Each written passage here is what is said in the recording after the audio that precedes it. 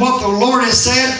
And the Lord said that if we'll do what He's told us to do, that He'll bring us through it. That there's nothing that has been done to us that is such that is not common unto man, where that He would not make a way of escape. Amen, yeah.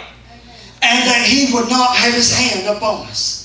That He's begun to bless each and every one of us. Brother Scotty is now getting his child back. The court has awarded him his daughter that he can start seeing her again. And you know, that's the time that we can rejoice for that. And I'm glad that he's going to get to start seeing his daughter again. Because I know that it's hard not being able to see your child.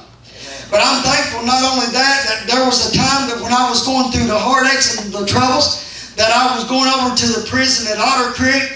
There would be nights that I'd tell Brother Tim, I'd say, Brother Tim, I don't know that I can preach tonight. I don't even know if I'm going to be able to do anything. But Brother Tim, I'm going because I know that the Lord will bless, and I know that I have an obligation to fulfill, and I know that I want the Spirit of the Lord to bring me through.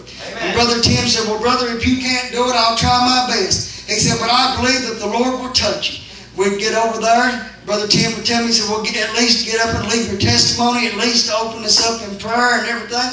And lo and behold, before I knew it, the Spirit of the Lord cometh over me.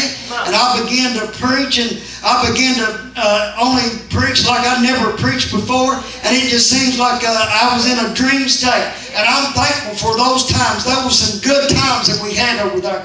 And I'm glad for people like Brother Tim and Brother Donnie that came along and they helped lift me up when I was in need. They would pray for me. They would kneel down with me and they would lay their hands on me and they would pray for me. And that's what we all need to be about today, is praying one for another. He said the effectual fervent prayer of a righteous man availeth much.